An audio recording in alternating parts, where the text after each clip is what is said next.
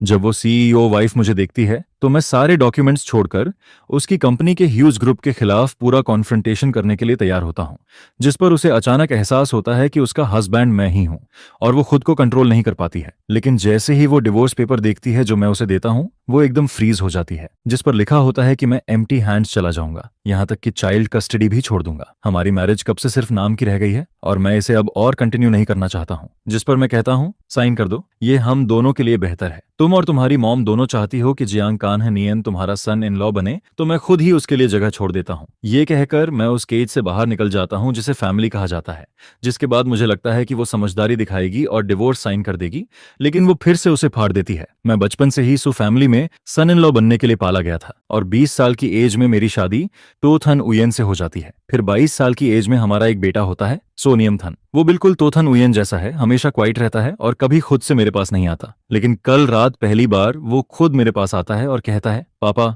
Jiang uncle मरने वाले हैं, उनकी लास्ट विश है कि वो मॉम से शादी करें, क्या आप मॉम से डिवोर्स कर सकते हो? जिस पर उस मोमेंट में मैं पूरी तरह टूट जाता हूँ और सोचता हूँ कि अब बस डिवोर्स ही सही है। सुबह ब्रेकफास्ट के समय मैं खुद तो थानह उयेन को डिवोर्स पेपर देता हूँ और कहता हूँ कि मैंने सारी रात बेटे की बातों के बारे में सोचा है। अगर उसे जियांग कान्ह नियन इतना पसंद है तो मैं कस्टडी भी छोड़ दूंगा। मैं एम्पटी हैंड्स चला जाऊंगा। एसेट्स तुम बच्चे के नाम कर देना, उसे ही सपोर्ट मान लेना। जिस पर तो थाना ह्वेन कॉफी कप रखकर ऊपर देखती है और कहती है, क्या तुम मुझसे बात कर रहे थे? मैं उसके कान में लगे ब्लूटूथ ईयरफोन को देखता हूं और समझ जाता हूं कि मेरी एक भी बात उसने नहीं सुनी, जिस पर मेरे अंदर एक हेल्पलेस फीलिंग उठती है, क्योंकि हर बार उससे बात करने पर मुझे यही इग्नोरेंस मिलता है। फिर मैं सीधे डिवोर्स पेपर के लास्ट पेज पर पलटता हूं और कहता हूं, साइन कर दो, ज्यादा टाइम नहीं लगेगा। जिस पर वो मुझे देखती है और पेपर खोलने ही वाली होती है। तभी हमारा बेटा दौड़ता हुआ आता है और कहता है, मॉम जल्दी चलो, जियांग अंकल इंतजार कर रहे हैं। जिस पर मैं उसका हाथ पकड़ लेता हूं और कहता हूं, पहले साइन करो।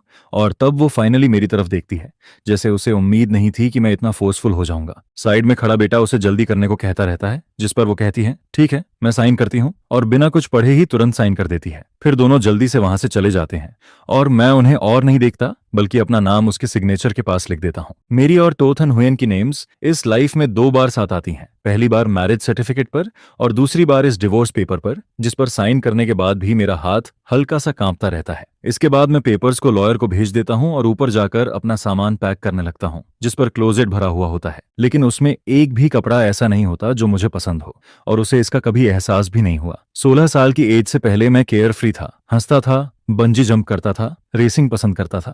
लेकिन शादी के बाद मुझे रूल्स फॉलो करने के लिए मजबूर किया जाता है, हम्बल और जेंटल बनने को कहा जाता है, क्योंकि सो फैमिली को सिर्फ एक परफेक्ट सन इन लॉ चाहिए था। लेकिन इतना सब करने के बाद भी मुझे सिर्फ उसके फ्रेंड्स की मॉकिंग मिलती है। वो कहते हैं कि मैं फेक हूँ और जियांग कान्ह नियन और तो थान उयेन ज्यादा परफेक्ट कपल हैं। ये सब सोचते हुए जब मैं उन कपड़ों को देखता हूँ जो कोटियन सिन्हा के हैं, तो मुझे अंदर से पेन फील होता है और न्यूजिया जैसा लगता है, जिस पर मैं बाथरूम में जाकर उल्टी करता हूँ। कुछ देर बाद जब मैं मिरर में खुद को देखता हूँ तो रियलाइज करता हूँ कि डिवोर्स लेना बिल्कुल सही डिसीजन है और मैं इस केज में और नहीं रहना चाहता। मैं बाहर निकलकर फिर से खुद बनना चाहता हूँ। फिर मैं अपने बेस्ट फ्रेंड को कॉल करता हूँ कि वो मुझे लेने आए, क्योंकि सो फैमिली मेरा घर नहीं है और कॉल फैमिली ने भी शादी के बाद मुझे इग्नोर कर दिया था, तो वो भी अब मेरा घर नहीं रहा। मेरा फ्रेंड जल्दी ही आता है और कंफ्यूज्ड होकर पूछता है, आज तेरा बर्थडे है और तू यहाँ क्या कर रहा है? पिछले हफ्ते तो तूने कहा था कि वाइफ और बेटे के साथ सेलिब्रेट करेगा। जिस पर मैं शॉक्ड होकर फोन निकालता हूँ और चैट हिस्ट्री देखता हूँ और पता चलता है कि मैंने सच में रेस्टोरेंट बुक किया था और तो थाने ह्वेन को इनवाइट भी किया था, लेकिन उसने अब तक रिप्लाई नहीं किया। पहले शायद मुझे दुख होता, लेकिन अब मैं नंब हो चुका हूँ। जिस पर मैं फ्रेंड के साथ रेस्टोरेंट चला जाता हूँ, लेकिन जैसे ही हम बुकिंग कोड बताते हैं, मैनेजर ऑकवर्ड होकर कहता है कि आज पूरा रेस्टोरेंट तो मैडम ने बुक कर लिया है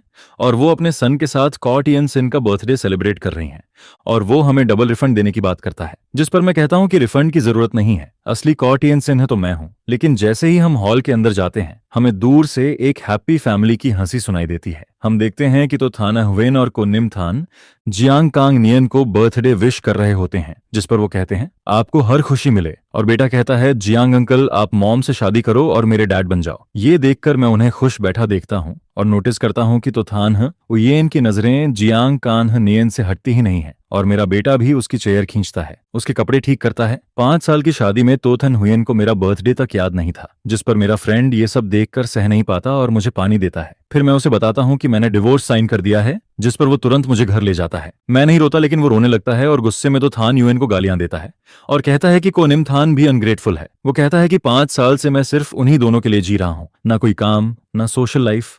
मुझे बाहर बुलाना भी मुश्किल था, लेकिन जैसे ही तो थाना हुएन कॉल करती थी, मैं बच्चे की तरह खुश होकर घर भागता था और उसके लिए सूप बनाता था। तेरा बेटा जब दूध छुड़ाते वक्त रोता था, तब तू पूरी रात जागकर उसे शांत करता रहता था। एक रात नहीं बल्कि कई रातों तक, जिस पर तू अपना दिल और सब कुछ लगा देता है और बदले में तुझे सिर्फ बेट्रेल मिलता है। मुझे पता है अभी तू अंदर से बहुत टूट रहा है, अगर रोना है तो रो ले। जिस पर अपने बेस्ट फ्रेंड की बातें सुनकर मैं सिर पीछे करता हूँ, एक घूंट बियर पीता हूँ और सोफा पर टिक जाता हूँ। अब मुझसे रोया भी नहीं जाता, लेकिन मैं पहले बहुत बार रो चुका हूँ।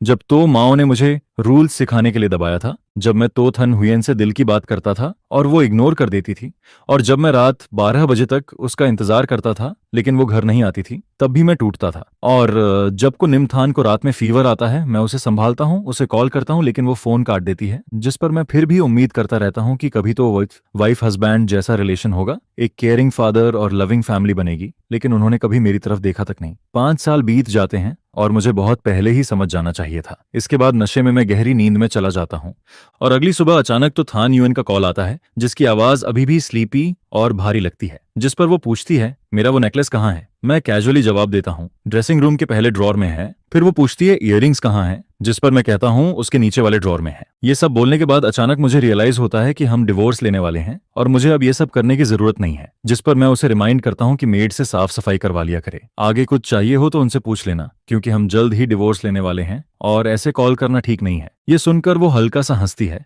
और दूसरी तरफ ड्रॉर खोलने की आवाज आती है, जिस पर मुझे लगता है कि मैंने सब क्लियरली बोल दिया है और मैं कॉल काटने वाला होता हूँ। तभी वो ऑर्डर देती है कि दोपहर में सी फूड पॉरेज बनाकर कंपनी के ऑफिस भेज देना, और ये कहकर वो कॉल काट देती है। जिस पर मुझे साफ समझ आता है कि डिवोर्स की मेरी बात उसने बिल्कुल नहीं सुनी और गुस्से में मेरे हाथ तक कांपने लगते हैं, जिस पर मैं तुरंत उसका नंबर ब्लॉक कर देता हूँ। इसके बाद सोचते हुए मैं को निमथान के स्कूल टीचर का नंबर भी ब्लॉक कर देता हूँ, लेकिन गलती से तो माओ को भी ब्लॉक कर देता हूँ। जिस पर जब मैं घर से बाहर निकलकर लंच के लिए जाता हूँ, वो मुझे रोककर जबरदस्ती कार में बैठा लेती है। फिर वो मेरे चेहरे पर फोटोज फेंकती है, जिसमें तो थान यूएन और जियांग कान्ह नियन की क्लोज फोटोज होती हैं, और गुस्से में कहती है कि मैंने उसे डिसअपॉइंट कर दिया।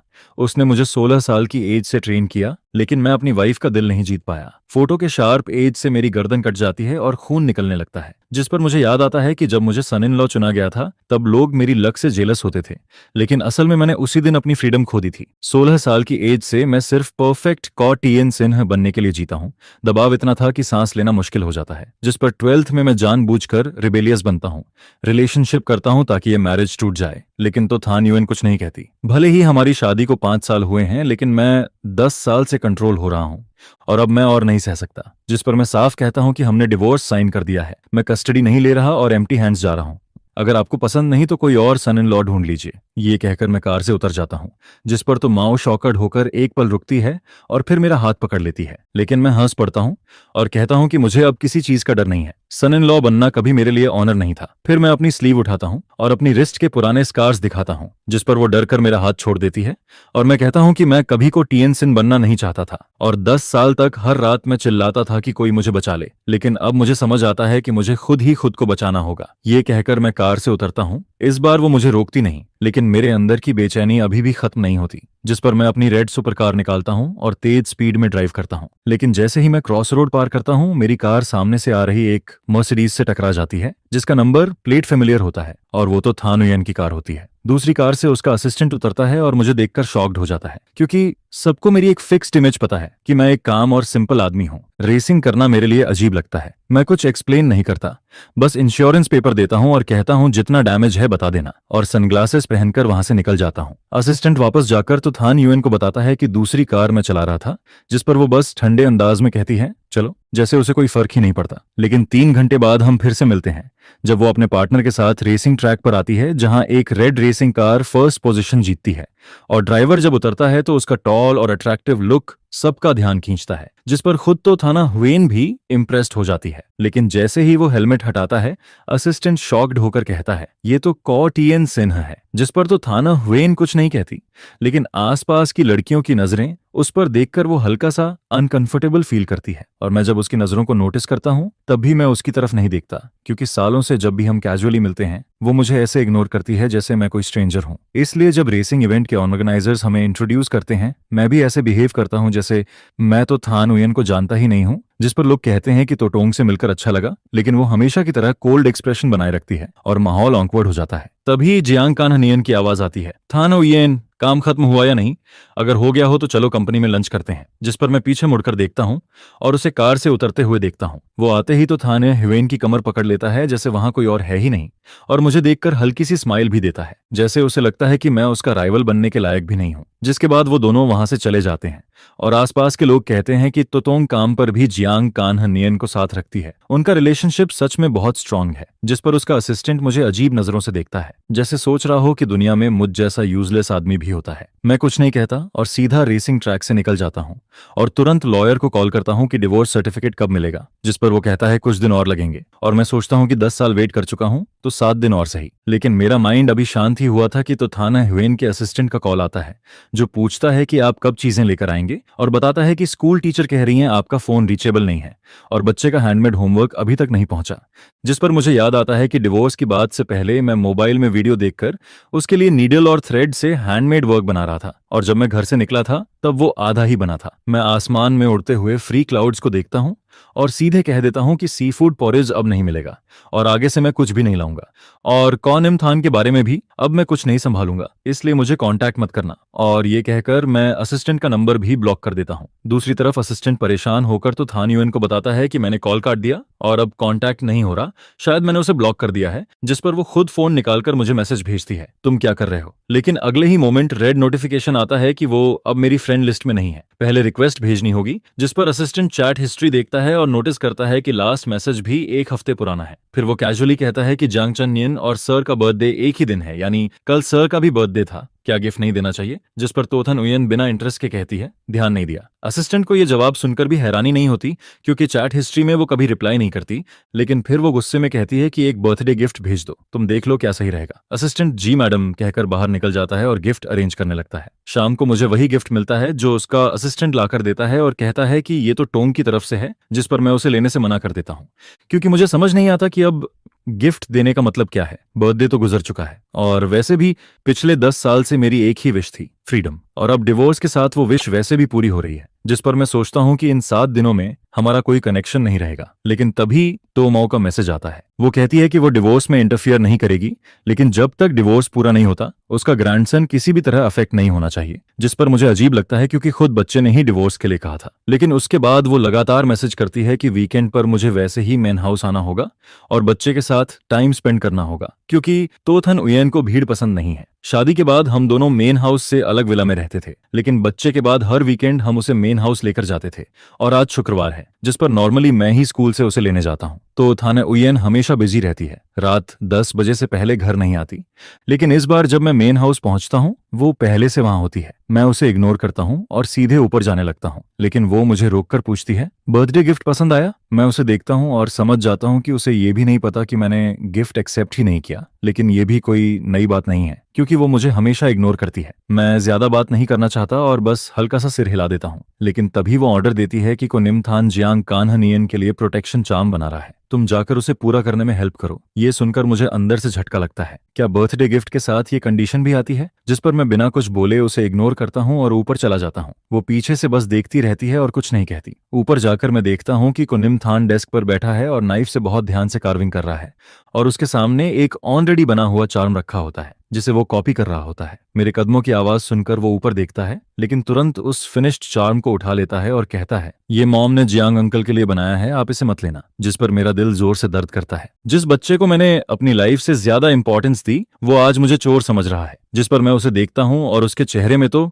थाना उयेन की झलक साफ दिखती है और अंदर से एक कड़वाहट उठती है। मैं धीरे से कहता हूँ, तुम्हें मुझसे डरने की जरूरत नहीं है। मैंने कभी किसी का कुछ लेने की कोशिश नहीं की और वैसे भी मैं और तुम्हारी मॉम जल्द ही डिवोर्स लेने वाले हैं और बहुत जल्द जियांग अंकल तुम्हारे नए डैड बन जाएंगे। कुयेन तोजो, तुम एक बच्चे के सामने इस तरह उल्टा सीधा बोलते हो, जिस पर क्या तुम अभी भी एक अच्छे फादर हो? यह शायद सबसे लंबी बात है जो तो थाना उयेन ने मुझसे कही है। जिस पर मैं मुड़कर उसके ठंडे चेहरे को सीधा देखता है, हल्का सा मुस्कुराता है। हाँ, मैं ही बुरा हूँ। जिस पर तुम इसके लिए कोई अच्छा फादर ढूंढ लो। यह कहकर जैसे ही मैं दरवाजे की तरफ बढ़ता है, तभी कॉ येनटू और तो थाना हुएन आगे आकर मेरा हाथ पकड़ लेते हैं, जिसकी आवाज अचानक भारी होकर वार्निंग जैसी लगती है। लेकिन तभी अचानक को निमथान का फोन घड़ी बज उठता है, जिसे सुनकर वह खुश होकर बोलता है, माँ, अंकल जियांग वीडियो कॉल कर रहे हैं। जिस पर अगले ही पल तो थाना हुएन मेरा हाथ छोड़ देती है और मैं उसे फोन उठाने जाते हुए देखता है, जिसका चेहरा जो अभी तक ठंडा था अब मुस्कुराने लगता है। यह देखकर मुझे अचानक सब बेकार सा फील होता है। जिस पर बिना कुछ बोले मैं गेस्ट रूम में लौट जाता है और दरवाजा बंद कर देता है। कमरा काफी पुराना है, जबकि जून का महीना है, फिर भी मुझे ऐसा फील होता है जैसे मैं किसी ठंडी जमीन के नीचे दफन कॉफिन में लेटा हूँ। लेकिन इसी बीच एक अजीब सी फेमिलियर शांति भी महसूस होती है। इसके बाद जब से मैंने तो थाने हुएन को डिवोर्स पेपर्स दिए थे, तब से मैंने अपने अंदर सब कुछ टूटने का माइंडसेट बना लिया था। उस रात सपना काफी कैओटिक था, लेकिन अगले दिन भी मेरी बॉडी क्लॉक मुझे सुबह 5 बजे जगा देती है। पहले इसी वक्त मैं उठकर तो थाने हुएन और उसके बेटे के लिए ब्रेकफास्ट तैयार करता था, जिस पर मैं अपनी भौहें सिकोड़ता है और तो मदर की धमकी याद करके नीचे जाने का फैसला करता है। लेकिन नीचे आकर पता चलता है कि तोथन हेनोथन हुएन और कोनियमथन सुबह ही बाहर जा चुके थे। सुना है कि वो जांग का नियन के साथ सनराइज देखने गए हैं, जिस पर मुझे यह सब बेहद मजाकिया लगता है। जो भी समझदार है वो देख सकता है कि उस बच्चे को मेरी कोई जरूरत ही नहीं है, फिर भी तो मदर मुझे जबरदस्ती घर बुलाती है, जिस पर मैं बस सोचता है कि इस वीकेंड को समहाउ सहन करना है। इसके बाद मेरा बेस्ट फ्रेंड मुझे कॉलेज लेकर जाता है, बोलता है कि मूड ठीक करने के लिए कुछ खूबसूरत लड़कियों के साथ टाइम बिताते हैं। वहां की 18 साल की लड़कियां उन लोगों को खुश करना अच्छे से जानती है, जो हर दिन भैया, अरे सुनो ना बोलकर इमोशनल वैल्यू देती रहती है। कुछ दिन उनके साथ घूमने के बाद मेरा मूड सच में काफी बेहतर हो गया था। जिस पर मेरा दोस्त मुझे चिढ़ाते हुए कहता है, क्या हुआ? मैंने तुझे दुनिया दिखाई? अब समझ आया ना ये लड़कियां कितनी अमेजिंग हैं? क्या अब भी तो थाना हुएन जैसी बूढ़ी औरत से प्यार करता है? जिस पर मैं सीधा बोलता है, खत्म हो गया। यह सुनकर वह और एक्साइटेड होकर कहता है, बस यही सही है, तुझे बहुत पहले डिवोर्स ले लेना चाहिए था। कौन नहीं चाहेगा किसी केयरिंग लड़की को? उस कोल्ड हार्टेड तो थाना हुएन के बजाय तू किसी अच्छी ओबीडियंट लड़की से शादी कर, जिंदगी सेट हो जाएगी। मैं हंसते हुए उसकी बात में साथ देने ही वाला था, तभी पीछे से खांसी की आवाज आती है। जिस पर मुड़कर देखता है तो थाना हुएन अपने असिस्टेंट के साथ खड़ी होती है। मैं उसे इग्नोर करता है और दोस्त को लेकर जाने लगता है, लेकिन इस बार वह मुझे रोक लेती है। एक पार्टी है, तुम्हें मेरे साथ चलना है। यह कहकर वह मुझे बिना मौका दिए सीधा कार में खींच लेती है। कार में बैठकर भी मैं थोड़ा कंफ्यूज्ड रहता है, क्योंकि मेरी यादों में तो थाना हुएन हमेशा मुझे इग्नोर करती थी, जैसे मैं एग्जिस्ट ही नहीं करता। लेकिन अभी उसका यह डोमिनेटिंग बिहेवियर मुझे सिर्फ बेडरूम में ही पहले देखने को मिला था। तभी वह अचानक बोलती है, यंतु, हमारे जैसे फैमिली में लव नहीं, कंपैटिबिलिटी ज्यादा इंपॉर्टेंट होती है। जिस पर मैं कुछ सेकंड के लिए रुकता है, फिर समझ जाता है कि वह मेरे दोस्त से कही बातों का जवाब दे रही है। जिस पर मैं गुस्से में हंसता है, तो मतलब प्यार मायने नहीं रखता, केयरिंग होना भी जरूरी नहीं, बस तुम्हारे हिसाब से कंपैटिबल होना मतलब मैं चुपचाप सब सहता रहूं। ये सुनकर तोथन हुएन कुछ सेकंड मुझे देखती रही, लेकिन कुछ नहीं बोलती है। जिस पर अब मैं उसके इमोशन समझने की कोशिश भी नहीं करता। इसके बाद जब हम क्लब पहुंचते हैं, तब पता चलता है कि ये सिर्फ उसके दोस्तों की गैदरिंग है। पहले वह मुझे कभी ऐसी जगह नहीं लाई थी, और सच कहूं तो मुझे उसके दोस्त बिल्कुल पसंद नहीं आते, क्योंकि वो हमेशा मुझे नीचा दिखाते हैं, पपेट कहते हैं। इसलिए पूरे टाइम मैं बस चुपचाप बैठकर थोड़ा शराब पीता है और बाद में थोड़ा नशा होने पर वॉशरूम चला जाता है। जैसे ही मैं बाहर निकलता हूँ, पीछे से कोई पूछता है, आज तुम्हारा हस्बैंड ना मुस्कुरा रहा है ना तुम्हारी सुन रहा है, क्या बात है? जिस पर दूसरा कहता है, बाहर तो सब कह रहे हैं कि तुम लोग डिवोर्स लेने वाले हो। जिस पर तो थाना हुएन सीधा बोलती है, किसने कहा मैं डिवोर्स लेना चाहती हूँ? एक बार शादी हो गई तो मेरा हस्बैंड जिंदगी भर को यंतु ही रहेगा। ये सुनकर सब हैरान हो जाते हैं। जिस पर एक दोस्त कहता है, तुम सीरियस हो? लेकिन वह बस उसे देखती है, कुछ नहीं बोलती है। फिर वही दोस्त कहता है, याद है जियांग डायरेक्टर की वाइफ? उसने भी अपने हस्बैंड को इग्नोर किया था, कंपनी में भी आने नहीं दिया और आज तक उसे वापस नहीं पा सकी। अगर तुमको येंतु के साथ रहना चाहती हो तो थोड़ा ध्यान रखना सीखो, वरना तुम्हारा भी वही हाल होगा। जिस पर वह बस ठंडे लहजे में कहती है, वह ऐसा नहीं करेगा। उसी समय वॉशरूम में मुझे लॉयर का मैसेज मिलता है, मिस्टर कॉयंटूर, आपका डिवोर्स सर्टिफिकेट तैयार है, आप कभी भी आकर ले सकते हैं। यह सुनते ही मैं तुरंत टैक्सी लेकर लॉयर ऑफिस पहुंचता हूं और उस सर्टिफिकेट को बार बार देखता रहता हूं, क्योंकि आखिरकार आज मैं इस नरक जैसे तो फैमिली से आजाद हो गया हूं। इसके बाद बाहर निकलते ही मेरा दोस्त सेलिब्रेशन के लिए मुझे एक स्ट्रीट फूड मार्केट में ले जाता है, जहां मिल्क टी, BBQ, आइसक्रीम सब कुछ मिलता है। जिस पर वह बोलता है, जो खाना है खा, खाने की खुशबू और धुएं के बीच मैं पहली बार जिंदगी का टेस्ट महसूस करता है। और उस रात हम बियर पीते हैं, जोर जोर से हंसते हैं, और आखिर में मेरी हंसी आंसुओं में बदल जाती है, क्योंकि 10 साल का दबाव आखिर खत्म हो गया था, शायद बहुत दिनों से दबा हुआ था, जिस पर मैं अपने बेटे को निमथान का नंबर ब्लैकलिस्ट से निकालकर उसे कॉल करता हूँ। फोन कनेक्ट होते ही मैं आंखों में आंसू लेकर बोलता है, को निमथान, चाहे तुम मुझे पसंद करो या नहीं, मैं तुम्हारा रियल फादर हूँ। जब तुम बीमार होते थे तो तुम्हारी देखभाल मैं करता था, तुम्हें पढ़ाता भी मैं था, लेकिन जिस दिन तुमने जियांग कान्हा नियन के लिए, एक आउटसाइडर के लिए मुझे बुरा कहा, वो अब तुम्हारा फादर नहीं रहा, और तुम भी मुझे फादर मत बुलाओ, तुम उसके लायक नहीं हो। जिस पर फोन के दूसरी तरफ से तोथन हुयन की ठंडी आवाज सुनाई देती है, चोयंतु, तुम क्या बोल रहे हो? यह सुनकर मैं एक पल के लिए रुक जाता है और समझ जाता है कि बच्चा उसके साथ ही है, जिस पर मैं तुरंत ताना मारते हुए हंसता है। तो मैडम, अगर तुम्हारे पास मुझे सिखाने का टाइम है तो अपने बेटे को ठीक से संभाल लो। क्या तुम्हें पता है, तुम्हारा बेटा मुझे कहता है कि मैं तुमसे डिवोर्स लेकर जियांग कान्हा नियन के लिए जगह छोड़ दूं। जिस पर मैं आगे बोलता है, मजेदार बात यह है कि मैंने तुम सबकी ये विश पूरी कर दी। यह कहकर मैं फिर से को निमथान का नंबर ब्लैकलिस्ट में डाल देता है। इसके बाद अगली सुबह मैं सीधा विदेश की फ्लाइट बुक कर लेता है, क्योंकि मुझे पता है कि कल मैं थोड़ा ज्यादा इमोशनल हो गया था, और जैसे ही डिवोर्स की बात बाहर जाएगी तो फैमिली मुझे बिल्कुल नहीं छोड़ेगी। शायद मुझे मजबूर करके घुटनों पर झुका दे और तोथन हुयन से फिर शादी करने को बोले, या किसी दूसरी रिच फैमिली में मेरी शादी फिक्स करने की कोशिश करे। जिस पर मैं फैसला करता है कि मुझे इस शहर से भागना होगा और कभी वापस नहीं आना है। दोस्तों से गुड बाय बोलकर मैं अपना सामान पैक करता है और घर से बाहर निकलता है, लेकिन जैसे ही दरवाजे पर पहुंचता है, सामने तो थाना हुयन की कार खड़ी दिखती है, जिसमें से वह को निमथान के साथ उतरकर मेरी तरफ आती है। जिस पर वह बच्चे से कहती है, को निमथान, अपने फादर से सॉरी बोलो। यह सुनकर बच्चा अपना छोटा सा चेहरा नीचे करता है, कपड़े पकड़कर धीरे से बोलता है, पापा सॉरी, मैंने आपको डांटा, मैंने गलत कहा कि आप और माँ डिवोर्स ले लो, मुझे माफ कर दो। जिस पर मैं शांत होकर बोलता है, सॉरी की जरूरत नहीं है, जो कुछ छोड़ना था मैं सब छोड़ चुका हूँ, अब कुछ भी बाकी नहीं है। लेकिन जैसे ही मैं यह बोलता है तो थाना हुयन खुद बोल पड़ती है, मैंने को निमथान को अच्छे से नहीं सिखाया, इसमें मेरी भी गलती है। यह सुनकर मैं थोड़ा चौंक जाता है, क्योंकि मैंने कभी उसे खुद से सॉरी बोलते नहीं देखा था। लेकिन जो डैमेज हो चुका है, क्या एक सॉरी से सब ठीक हो सकता है? इसी बीच मुझे याद आता है कि मेरे पास एक चीज है जो मैं ओरिजिनली एयरपोर्ट से कुरियर करने वाला था। जिस पर मैं सीधा कहता है, तो थाना हुयन, अगर तुम्हें सच में गिल्ट है तो मुझे एयरपोर्ट छोड़ते को छोड़ दो। जिस पर वह पूछती है, तुम कहाँ जा रहे हो? और मैं जवाब देता है, क्या मेरा खुद का कोई काम नहीं हो सकता? यह सुनकर वह पहली बार थोड़ा कंफ्यूज्ड फिर दिखती है, लेकिन मैं उसकी तरफ ध्यान नहीं देता, क्योंकि उसी ने मुझे इस केज में डाला था, और अब वही मुझे यहां से विदा करे, यही सही है। इसके बाद पूरे रास्ते हम दोनों चुप रहते हैं, और एयरपोर्ट पहुंचने से पहले मैं उसे एक छोटा सा बॉक्स देता है, ये आखिरी गिफ्ट है। जिस पर वह थोड़ा रुकती है, लेकिन फिर भी ले लेती है और धीरे से बोलती है, थैंक यू। तभी को निमथान पूछता है, मेरे लिए क्या है? जिस पर मैं कहता है, तुम्हारा भी उसी में है। फिर मैं आगे बोलता है, इसे 1 घंटे बाद खोलना। इसके बाद वह रेयर तरीके से मुझे कहती है, जल्दी वापस आना। जिस पर मैं बस मुस्कुराता है, कुछ नहीं बोलता और मुड़कर चला जाता है, क्योंकि मैं जानता है कि अब मैं कभी वापस नहीं आऊंगा, मुझे अपनी फ्रीडम ढूंढनी है। तो थाना हुयन मेरी पीठ को जाते हुए देखती रहती है, और उसके दिल में एक अजीब सा फीलिंग उठने लगता है, जिस पर वह तुरंत बॉक्स खोलना चाहती है, लेकिन को निमथान उसे रोक देता है। माँ,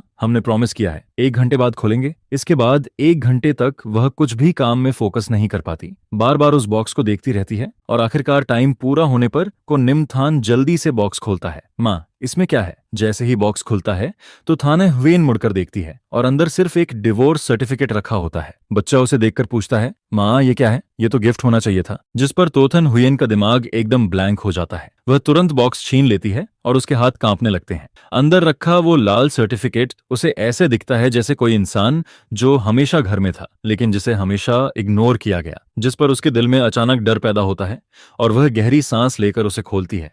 जैसे ही उसमें अपना और कॉयंतु का नाम देखती है, उसकी आंखें चौड़ी हो जाती हैं और वह जोर से उसे बंद कर देती है। इसके बाद वह तुरंत मुझे कॉल करने जाती है, लेकिन याद आता है कि मैं फ्लाइट में हो सकता हूँ। जिस पर वह गुस्से में असिस्टेंट को कॉल करती है, अभी पता लगाओ कि वह कहाँ गया है और उसे तुरंत वापस लाओ। फिर वह आगे बोलती है, और ये भी पता करो कि ये डिवोर्स सर्टिफिकेट किसने बनाया, बिना अग्रीमेंट, बिना कोर्ट के ये कैसे पॉसिबल है। उसकी आवाज में गुस्सा और डर दोनों होता है, जिसे वह खुद भी नहीं समझ पाती। जिस पर दूसरी तरफ असिस्टेंट डर जाता है, क्योंकि उसने उसे कभी ऐसे नहीं देखा था। इसके बाद कोरिन हुयन ऑफिस में इधर उधर घूमती रहती है। उसका अनईजीनेस बढ़ता जाता है, और आखिर में वह मुझे फ्रेंड रिक्वेस्ट के साथ मैसेज भेजती है, ये सब क्या है? तुम कोई बच्चे नहीं हो, ऐसा चाइल्डिश प्रैंक क्यों कर रहे हो? फिर वह लिखती है, लैंडिंग के बाद रिप्लाई करना, मैं और निमथान दोनों तुम्हारी चिंता कर रहे हैं। थोड़ी देर रुककर वह फिर लिखती है, अगर कोई प्रॉब्लम है तो हम बैठकर बात कर सकते हैं। तुम्हें ये सब करने की जरूरत नहीं थी। तुम एक फादर हो, बच्चे नहीं। लेकिन उसके सारे मैसेजेस बिना जवाब के रह जाते हैं, जिस पर वह थककर चेयर पर बैठ जाती है और अपना सिर पकड़ लेती है। सो नियमथन अभी तक एक तरफ चुपचाप ब्लॉक से खेल रहा होता है। तभी वह अपना छोटा सा चेहरा उठाता है और मासूमियत से पूछता है, माँ, क्या ये गिफ्ट पापा का मतलब है कि वो आपसे डिवोर्स लेना चाहते हैं? यह सुनकर तोथन हुयेन के सीने में जैसे कुछ अटक जाता है। न सही से सांस ले पाती है, न निगल पाती है, जिस पर उसके दोस्तों की बातें बार बार उसके कानों में गूंजने लगती है। काफी देर बाद वह मुश्किल से बोलती है, कोयंतु, क्या तुम सच में मुझसे पूरी तरह डिसअपॉइंट हो गए? इसी बीच इंतजार का समय और भी भारी लगने लगता है। तो थान युएन बार बार घड़ी देखती है, बार बार मैसेज भेजती है, लेकिन एक भी रिप्लाई नहीं आता, जिस पर उसके दिल में एक अजीब सी हर्ट फीलिंग उठने लगती है। वह सोचती है, सब कुछ तो ठीक चल रहा था, इतने सालों से हम साथ थे, फिर अचानक ऐसा क्या हुआ कि उसने डिवोर्स ले लिया और बिना कुछ बोले चला भी गया? तभी अचानक फोन बजता है, जिसे सुनकर वह बिना देखे तुरंत उठा लेती है और बोल पड़ती है, कोयंतु, अब तुम्हें कॉल करने का टाइम मिला? मैंने इतने मैसेज भेजे, रिप्लाई क्यों नहीं किया? लेकिन दूसरी तरफ कुछ सेकंड की चुप्पी के बाद आवाज आती है, तो मैडम, मैं असिस्टेंट बोल रहा हूँ। यह सुनते ही वह फोन की तरफ देखती है और जो थोड़ी एनर्जी वापस आई थी वो भी खत्म हो जाती है, जिस पर वह माथा दबाते हुए धीमी आवाज में बोलती है, सॉरी, मैं थोड़ा जल्दी रिएक्ट कर गई। कोई खबर मिली? जिस पर असिस्टेंट हिचकिचाता है और बोलता है, जी, हमने पता लगाया है, कहते आज सर ने विदेश की फ्लाइट ली है, लेकिन लैंडिंग के बाद की इन्फो। उसकी आवाज धीरे धीरे कम हो जाती है। यह सुनकर तोथन उयन का चेहरा काला पड़ जाता है और काफी देर बाद वह भारी आवाज में पूछती है, उस डिवोर्स सर्टिफिकेट का क्या हुआ? जांच हुई? जिस पर असिस्टेंट जवाब देता है, तुरंत, जी, एग्रीमेंट खुद सर ने साइन किया है, वेरिफिकेशन डिपार्टमेंट ने चेक किया है, सब सही है। यह सुनते ही उसका दबा हुआ गुस्सा फूट पड़ता है। क्या मतलब सब सही है? असिस्टेंट जल्दी से समझाता है, सर ने आपकी कोई भी प्रॉपर्टी नहीं ली,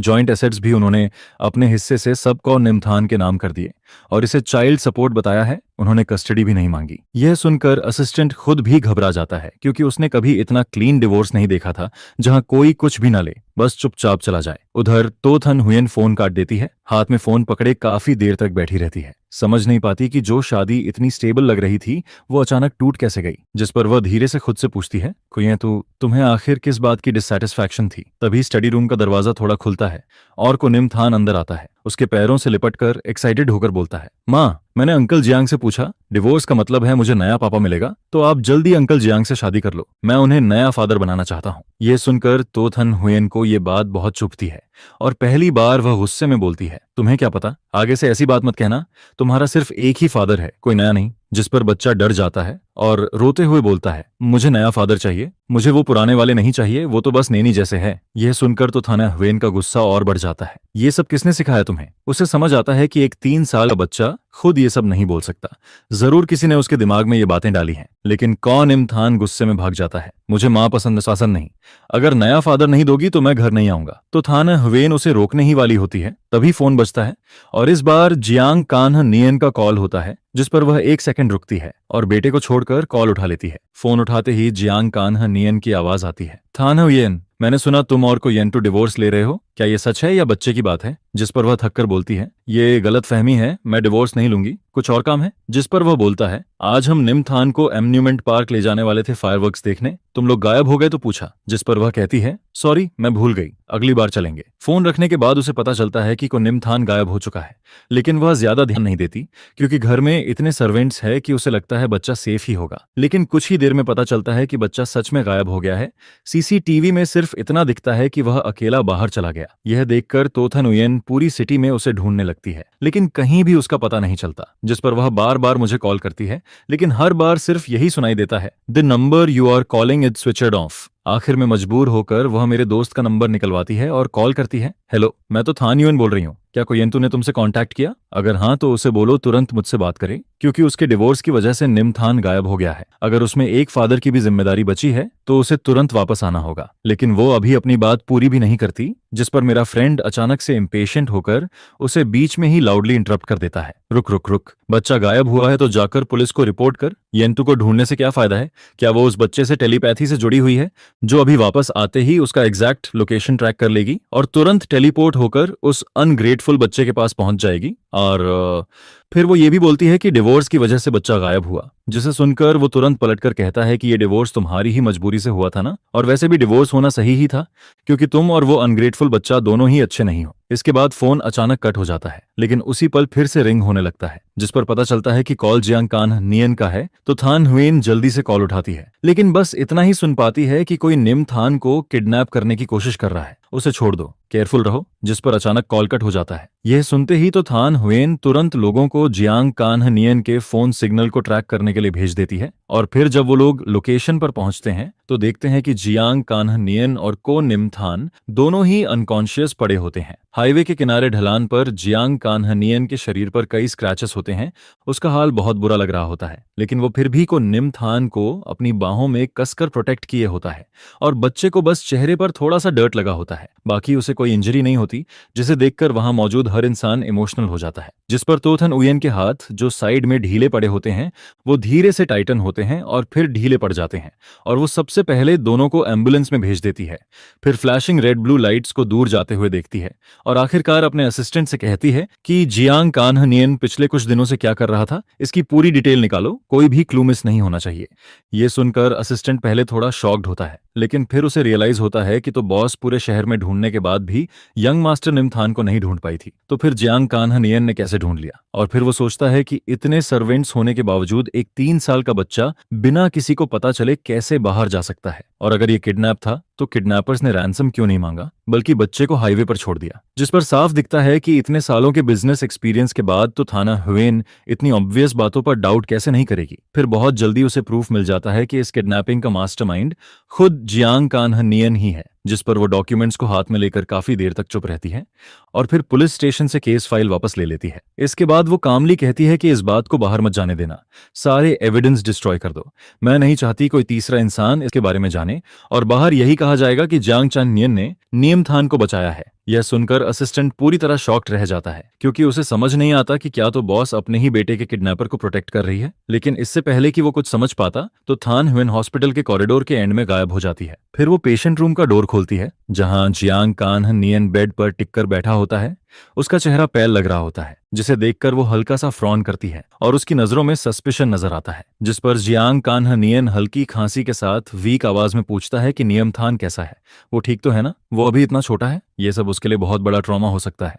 और फिर वो येन टू को ब्लेम करता है कि वो बिना सोचे चला गया, अपने बच्चे की भी परवाह नहीं की, और ऐसा इरिस्पॉन्सिबल फादर दुनिया में कोई नहीं होता। यह कहकर वो उठकर जाने की कोशिश करता है, लेकिन जैसे ही वो तो थाना उयन के पास से गुजरता है वो उसे पकड़कर रोक लेती है, जिस पर वो कोल्ड टोन में कहती है कि कोई अच्छा पिता है या नहीं, इसका फैसला दूसरों को करने की जरूरत नहीं है। यह सुनकर जियांग कान्ह नियन ऊपर देखता है, और तो थान उयेन के कोल्ड एक्सप्रेशन को देखकर कुछ पल के लिए स्टन्ड रह जाता है, क्योंकि जो चेहरा हमेशा उसके लिए जेंटल रहता था वो अब पूरी तरह ठंडा और डरावना लग रहा होता है। फिर वो इमोशनल होकर कहता है कि इतने सालों का उनका रिलेशनशिप है, वो कोई आउटसाइडर कैसे हो सकता है, और फिर सॉफ्ट होकर बोलता है कि वो बस चिंता में बहक गया था। लेकिन किडनैपिंग की बात सच में बहुत शॉकिंग थी, और निम थान को वो बचपन से देखता आया है, इसलिए उसे उसके लिए बहुत बुरा लग रहा है। जिस पर तो थान उयन के हाथ फिर से टाइटन होते हैं और उसकी नजरों में ठंडापन भर जाता है, और वो सीधा पूछती है कि अगर वो उसे इतना बुरा और डरावना समझता है तो फिर उसने निम थान को किडनैप करवाकर ये फेक ड्रामा क्यों रचा। यह सुनते ही जियांग कान्ह नियन का चेहरा स्टिफ हो जाता है, और वो इनोसेंट बनते हुए कहता है कि वो क्या बोल रही है,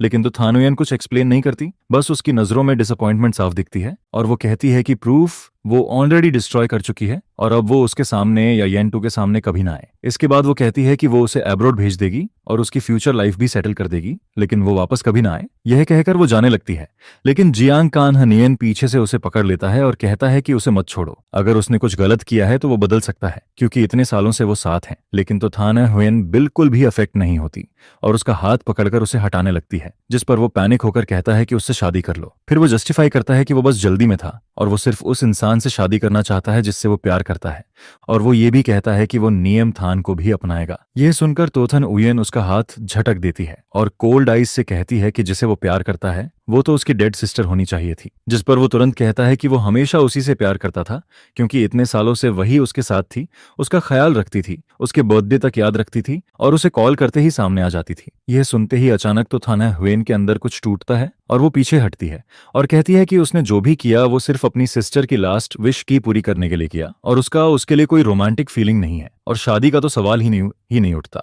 इसके बाद वो कहती है कि आज ही उसके अब्रॉड जाने का अरेंजमेंट हो जाएगा और उसे तुरंत निकल जाना चाहिए, और फिर बिना पीछे देखे रूम से बाहर चली जाती है। और फिर सीन शिफ्ट होता है फिनलैंड में, जहां मैं इन सब से पूरी तरह अनजान होता हूं और मुझे रेजिडेंस परमिट मिल चुका होता है और मैं लोकल यूनिवर्सिटी में एडमिशन के लिए अप्लाई करता हूं ताकि अपना सपना पूरा कर सकूं और एक डिप्लोमेटिक ट्रांसलेटर बन सकूं। इसके बाद एडमिशन से पहले मैं अपनी सेविंग्स से एक छोटा सा हाउस खरीदता हूं, जिसके बारे में कहा जाता है कि वहां विंटर में ऑरोरा भी दिखता है, जिसे सोचकर मैं एक्साइटेड फील करता हूं और अपने इंडिपेंडेंट लाइफ को लेकर काफी होपफुल रहता हूं, क्योंकि अब मैं अपने टाइम को खुद कंट्रोल कर सकता हूं। मैं खुद फिनिश लैंग्वेज सीखता हूं, जिसके साथ साथ जर्मन, जापानीज और स्पेनिश भी सीखता रहता हूं। और फिर यूनिवर्सिटी के सेकंड ईयर में मैं इंटरनेशनल स्टूडेंट्स के लिए स्पेशल ट्रेनिंग प्रोग्राम में सेलेक्ट हो जाता हूं, जिस पर मेरी लाइफ स्टडी और वर्क के बीच लगातार बिजी रहती है। इसके बाद मैं रेयरली ही अपने पास्ट को याद करता हूं, एंड थान युएन के साथ मेरी शादी जैसे एक दूर की याद बन जाती है।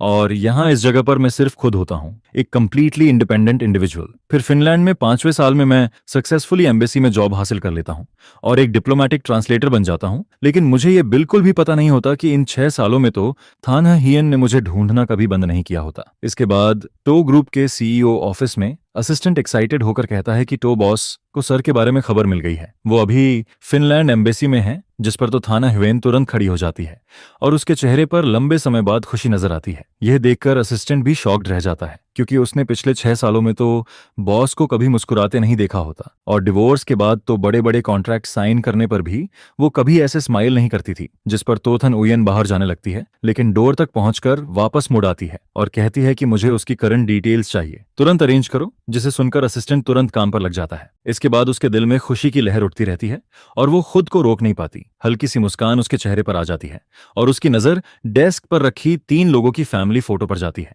जहां वो उसकी तस्वीर को हल्के से छूती है और धीरे से कहती है कि वो गलतफहमी जरूर खत्म करेगी और उसे वापस अपने पास लाएगी। दूसरी तरफ मैं कभी ये जानने की कोशिश नहीं करता कि तोथन उयन और को नियम थान अब कैसे हैं, क्योंकि मेरे हिसाब से शायद उन्हें वो हस्बैंड और फादर मिल गया होगा जो वो चाहते थे। इसके बाद मेरी daily life international conferences attend करने और डॉक्यूमेंट्स ट्रांसलेट करने में गुजरती है और मेरी लाइफ बिजी होने के साथ साथ स्टेबल भी रहती है। फिर एक दिन मेरे लीडर मुझे चाइनीज लैंग्वेज में एक न्यू एनर्जी प्रोजेक्ट फाइल देता है और वो फाइल मेरे सामने रखते हुए कहता है कि यंटू, हमारे डिपार्टमेंट में तुम्हारी वर्किंग एबिलिटी सबसे बेस्ट है और ये project Finland trade promotion bureau के लिए बहुत इंपॉर्टेंट है, इसलिए तुम इसे जल्दी कंप्लीट करो। जिस पर मैं थिक प्रोजेक्ट फाइल को देखकर कॉन्फिडेंट स्माइल करता हूं और कहता हूं कि सर आप टेंशन मत लीजिए, मैं इसे जरूर कंप्लीट कर दूंगा। लेकिन जैसे ही मैं फाइल खोलता हूं, मुझे पता चलता है कि ये तो ग्रुप का प्रोजेक्ट है। यह देखते ही टोथन हियन की फेमिलियर इमेज मेरे दिमाग में फिर से आ जाती है, जिस पर मैं डीप सांस लेकर खुद को काम करता हूं और सोचता हूं कि उनका प्रोजेक्ट पूरी दुनिया में फैला हुआ है, तो फिनलैंड में आना कोई बड़ी बात नहीं है, शायद ये सिर्फ कोइंसिडेंस हो। इसके बाद मैं लगातार कई रातों तक जागकर प्रोजेक्ट ट्रांसलेट करता हूं और फिर कंप्लीटेड फाइल लेकर बॉस के ऑफिस का डोर नॉक करता हूं, जिस पर वो कुछ पेजेस देखकर बार बार सिर हिलाता है और मेरी तारीफ करता है कि मैं सच में टैलेंटेड हूं। लेकिन मैं उसके नेचर को जानता हूं कि जब वो ज्यादा तारीफ करता है तो जरूर कुछ काम निकलने वाला होता है। फिर भी अच्छी बातें सुनकर अच्छा लगता है, क्योंकि कई कोलेग्स इसी में फंस जाते हैं, जिस पर मैं सीधे बोल देता हूं कि सर सीधे काम बताइए, ज्यादा प्राइज मत कीजिए, नहीं तो मेरा कॉन्फिडेंस आसमान छूने लगेगा। यह सुनकर वो कहता है कि तो ग्रुप जल्द ही फिनलैंड आने वाला है एनर्जी प्रोजेक्ट इंस्पेक्शन के लिए और फिनलैंड साइड भी इसे बहुत सीरियसली ले रहा है। फिर वो कहता है कि इस बार डिप्लोमेटिक ट्रांसलेशन का काम मैंने तुम्हें असाइन किया है और साथ ही कैजुअली बोलता है कि लाइफ में बैलेंस भी जरूरी है और तुम अभी सिंगल हो ना, एंड दो ग्रुप का रिप्रेजेंटेटिव एक यंग टैलेंटेड पर्सन है, तो तुम दोनों को इंटरेक्ट करना चाहिए। यह सुनकर मेरे दिल में अचानक झटका सा लगता है और मैं सोचने लगता हूं कि क्या वो तो थाना उयेन ही होगी, लेकिन फिर खुद को समझाता हूं कि ऐसा कोइंसिडेंस शायद नहीं होगा। इसके बाद जब टो ग्रुप का रिप्रेजेंटेटिव फिनलैंड पहुंचता है तो बॉस मुझे एयरपोर्ट लेकर जाता है और रास्ते में कहता है कि फिनलैंड साइड ने उनके लिए डिनर अरेंज किया है और ज्यादा फॉर्मल होने की जरूरत नहीं है, तुम आराम से ट्रांसलेशन करना। फिर वो कहता है कि वो मुझे टो ग्रुप के रिप्रेजेंटेटिव से मिलवाएगा और जैसे ही वो ये बात खत्म करता है वो मेरे पीछे किसी को हाथ हिलाकर बुलाता है और कहता है कि टो बॉस यहाँ है, जिस पर वो मुझे पकड़कर उसके सामने ले आता है और उस वक्त मैं पूरी तरह स्टन रह जाता हूँ, क्योंकि 6 साल बाद भी उसके ऊपर टाइम का कोई असर नहीं दिखता और वो पहले की तरह ही काम और साइलेंट लगती है। फिर बॉस मुझे आगे बढ़ाता है और मैं स्माइल के साथ इंट्रोड्यूस करता हूं कि ये फिनलैंड एम्बेसी के ट्रांसलेशन डिपार्टमेंट से येंटू हैं और ये इस ट्रिप में आपका ट्रांसलेशन हैंडल करेंगे। इसके बाद वो मजाक में कहता है कि हमारे येंटू सिर्फ हैंडसम ही नहीं है बल्कि 5 लैंग्वेजेस भी जानता है, जिस पर तो थान हुयेन मुझे लगातार देखती रहती है। उसकी आंखों में क्यूरियोसिटी और कुछ कॉम्प्लिकेटेड इमोशन नजर आता है। मैं पॉलिटली हाथ बढ़ाता हूं और फॉर्मल टोन में कहता हूं कि तो बॉस आपसे मिलकर खुशी हुई, जिस पर वो कुछ सेकंड्स तक मुझे देखती रहती है और फिर धीरे से हाथ मिलाती है। लेकिन मैं जल्दी से हैंडशेक खत्म करना चाहता हूं, तभी वो मेरा हाथ पकड़कर छोड़ती नहीं है, जिस पर मैं 2 बार हाथ छुड़ाने की कोशिश करता हूं और फिर हल्का सा फ्राउन करके पूछता हूं कि तो बॉस इसका क्या मतलब है। यह देखकर साइड में खड़े लीडर सिचुएशन समझ जाता है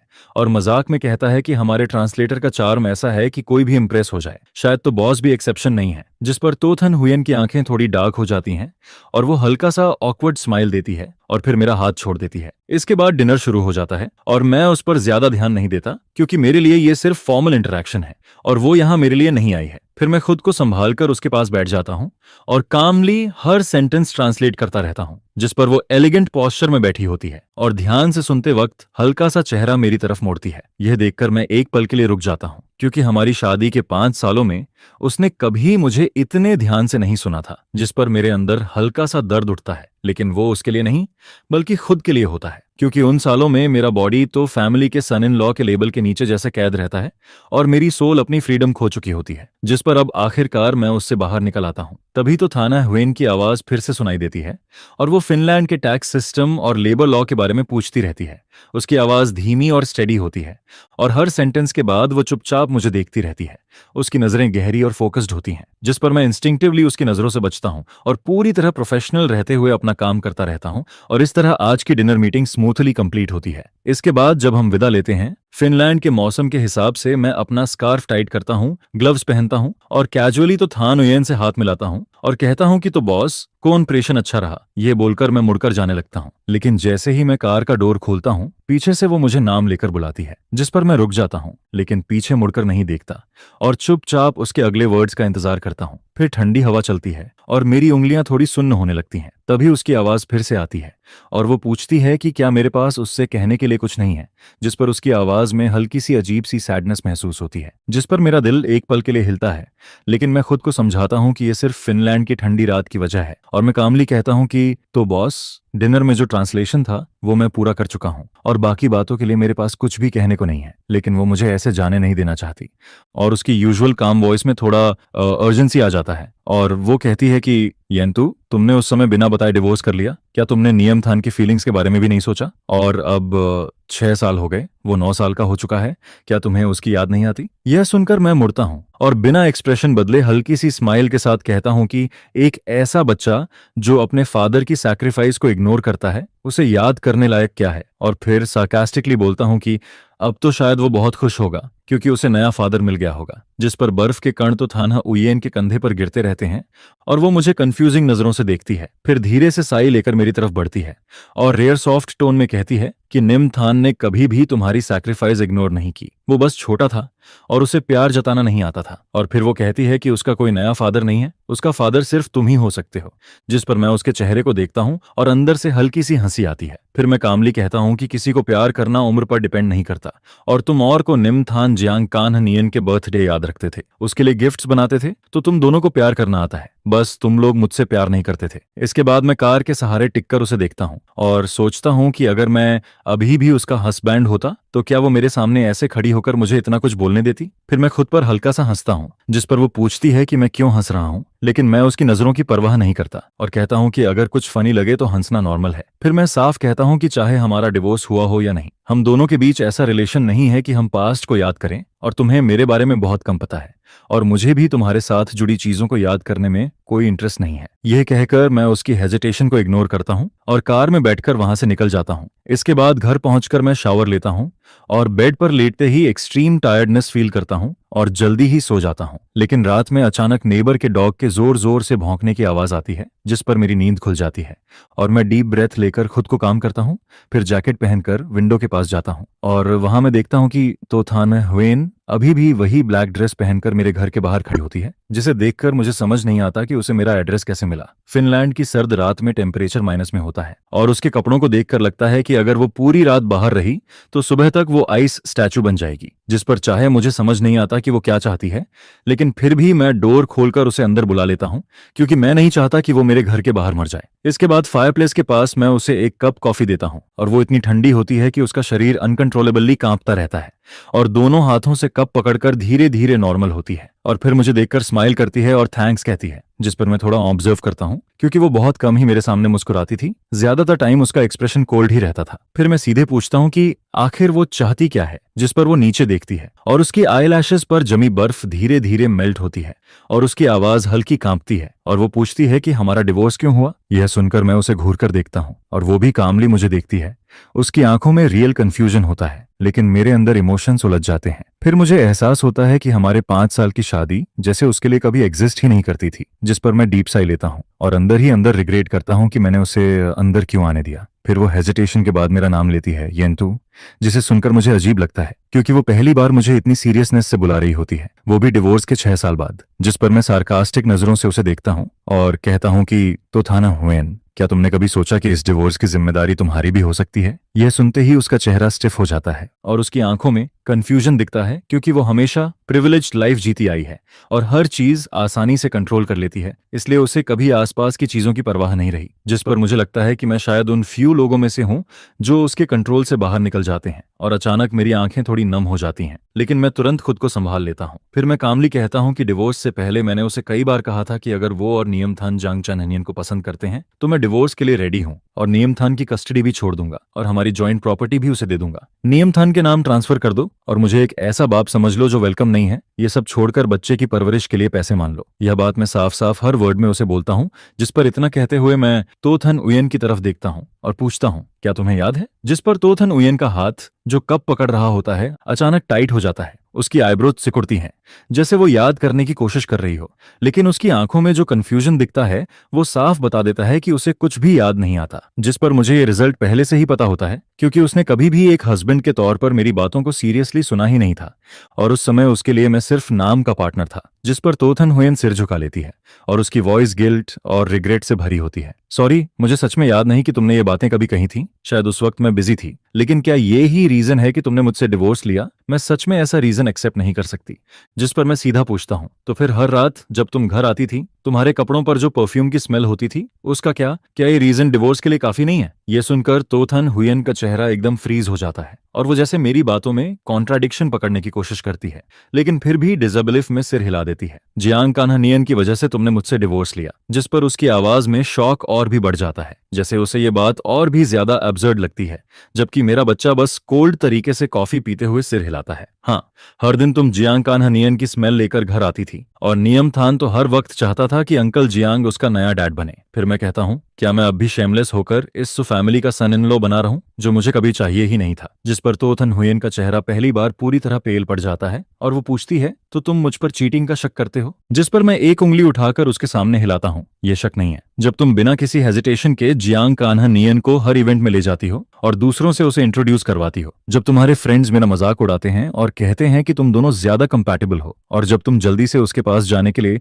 डिवोर्स पेपर्स बिना देखे साइन कर देती हो, तब ये मैटर ही नहीं करता कि तुमने चीटिंग की या नहीं। फिर मैं साफ कह देता हूँ, मैंने तुमसे डिवोर्स लिया क्योंकि मैं खुद को इस सू फैमिली के बेकार सन इन लॉ के रोल में और कैद नहीं रखना चाहता था। वो एक केज था जहां तोथन हुएन बस नाम की वाइफ थी और मैं भी कभी इसे दिल से एक्सेप्ट नहीं कर पाया। जिस पर तोथन उयन की आईलैशेस हल्के से कांपती हैं और वो लंबे समय तक कुछ नहीं बोल पाती। शायद उसे उम्मीद नहीं थी कि मैं ये सब बोलूंगा, या शायद उसे मेरे फीलिंग्स की कभी परवाह ही नहीं थी। वो बस अपनी फेलियर को समझने का एक चांस चाहती थी। लेकिन मेरे लिए ये सब अननेसेसरी है, क्योंकि वो जियांग कान्हानियन को पसंद करती है, उसका बर्थडे याद रखती है, गिफ्ट्स और सरप्राइजेस तैयार करती है, उसकी हर पसंद को जानती है, वो उससे प्यार करती है। इसलिए मेरी जैसी फेलियर उसकी आपकी फ्यूचर मैरिज में दोबारा नहीं होगी। फिर मैं टाइम देखता हूँ, सुबह के 4:30 बज रहे होते हैं और थकान मुझ पर हावी होने लगती है, जिस पर मैं कहता हूँ, तो टोंग, जो तुम जानना चाहती थी वो सब क्लियर हो गया होगा, अब प्लीज वापस जाओ, मुझे रेस्ट करना है। जिस पर मेरी बात पूरी भी नहीं होती कि अचानक एक साफ और सीरियस आवाज आती है, जिससे मैं थोड़ी देर के लिए स्टन रह जाता हूँ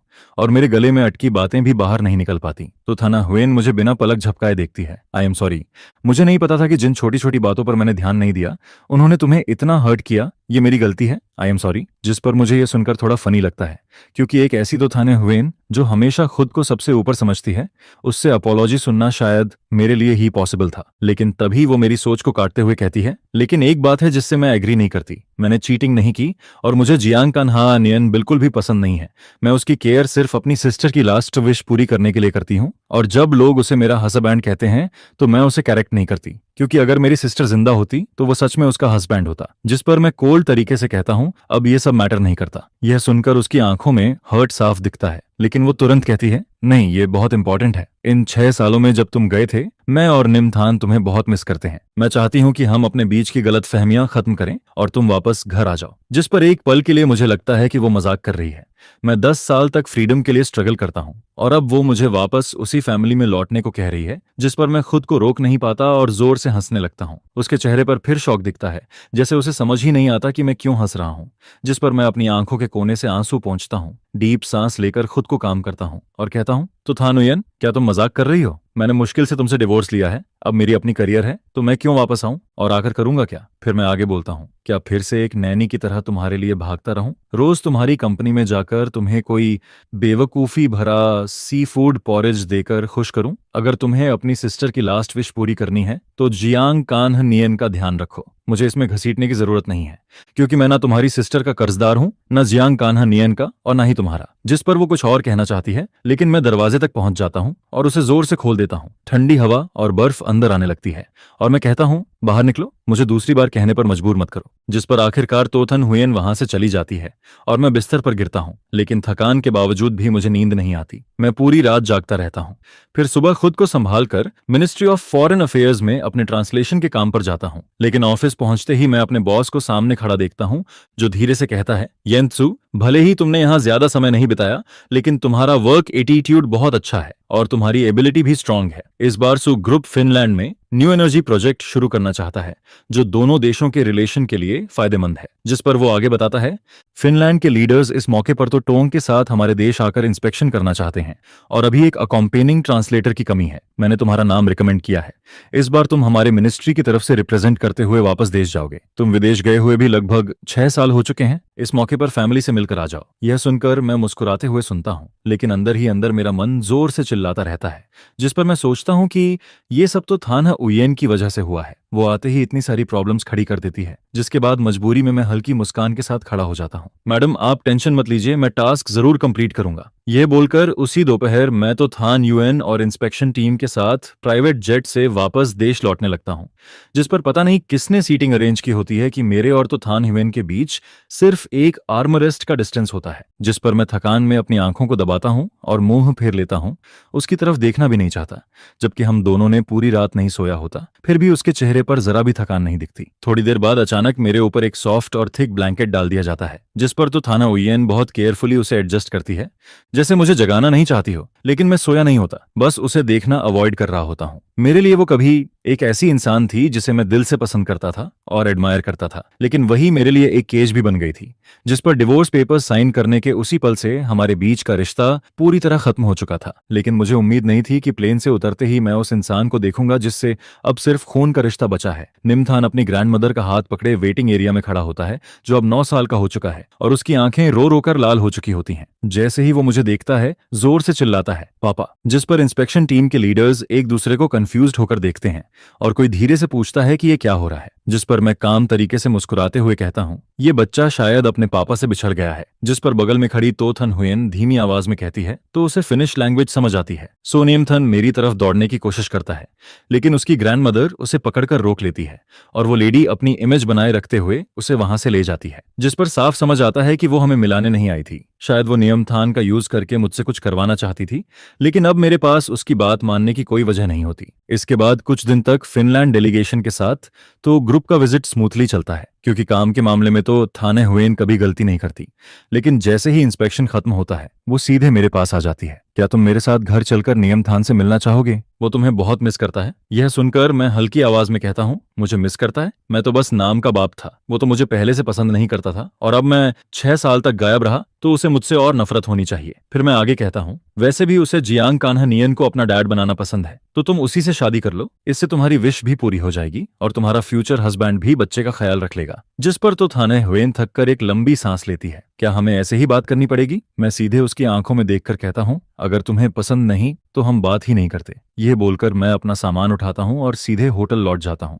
क्योंकि तो फैमिली वापस जाने का कोई रीजन नहीं होता। इसके बाद मुझे पता चलता है कि मेरा बेस्ट फ्रेंड भी देश में है, जिस पर मेरा मूड अच्छा हो जाता है और मैं तुरंत उससे मिलने निकल पड़ता हूँ। जिस पर मिलते ही उसकी आंखों में एक्साइटमेंट आ जाता है। वो मेरा हाथ पकड़कर मुझे घुमाकर देखता है और फिर जोर से गले लगा लेता है। यार, अब तू अपने असली रूप में दिख रहा है। 6 साल बाद मिल रहे हैं, आज तो खूब बातें होंगी। जिस पर हम बातें करते करते घंटों गुजार देते हैं, लेकिन तभी अचानक मेरा फोन बजता है। एक अननोन नंबर होता है, जिस पर मैं थोड़ी देर हेजिटेट करता हूँ, फिर कॉल उठा लेता हूँ। दूसरी तरफ से आवाज आती है, हेलो, क्या आपको निमथान के फादर हैं? मैं उसका क्लास टीचर बोल रही हूँ। उसने स्कूल में किसी बच्चे से फाइट की है।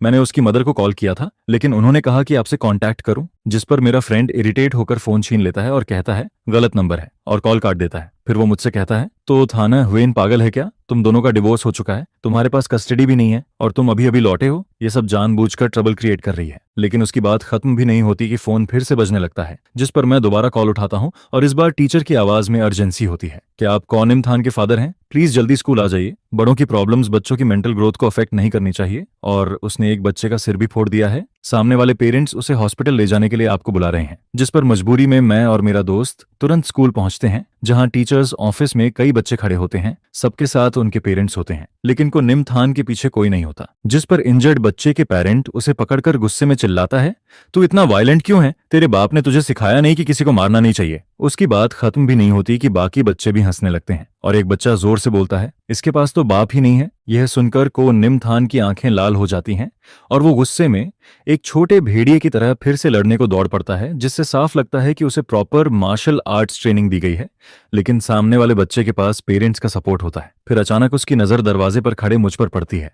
उसकी आंखें तुरंत भर जाती हैं, लेकिन वो अपने होंठ काटकर आंसू रोकता है, मुंह फेर कर खुद खड़ा हो जाता है। जिस पर मैं उसके एटीट्यूड की परवाह नहीं करता और अंदर जाकर सबको देखते हुए कामली कहता हूँ, मैं को निमथान का बायोलॉजिकल फादर हूँ, लेकिन मैं उसकी मदर से डिवोर्स ले चुका हूँ और मेरे पास उसकी कस्टडी नहीं है। कंपेंसेशन की बात करनी है तो उसकी मदर तो थान यूएन से कांटेक्ट करें। यह सुनते ही कौन निमथान शौक में ऊपर देखता है, लेकिन तुरंत सिर झुका लेता है। उसकी आंखों में आंसू आ जाते हैं और वो उन्हें छिपाने की कोशिश करता है, जिस पर मुझे अजीब लगता है, क्योंकि यही बच्चा पहले मुझे अपनी मदर से डिवोर्स लेने के लिए कहता था और अब खुद रो रहा है। जैसे ही तोथन उयन का नाम आता है, बाकी पेरेंट्स एक दूसरे को देखते हैं और उनका एटीट्यूड तुरंत नरम पड़ जाता है, क्योंकि उसका नाम फाइनेंशियल न्यूज में हमेशा टॉप पर रहता है और बहुत कम लोग होंगे जो उसे नहीं जानते।